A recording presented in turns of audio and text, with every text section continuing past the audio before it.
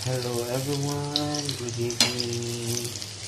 So for today's video, we're cooking maruya. Diba? Ito is yung saging.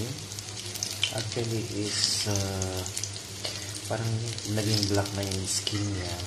Parang sira-sira na siya. Pero I revive it. Ni-revive ko siya. Nilagyan ko siya ng flour, vanilla essence, saka sugar. So, ginawa ko siyang maruya. Ito flour.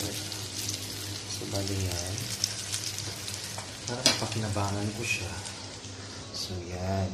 Ito yung ginawa ko. Ito yung mixture. Yan. Sugar, baby flour, egg pala. Nilagyan ko siya ng egg. Para mag-combine sila.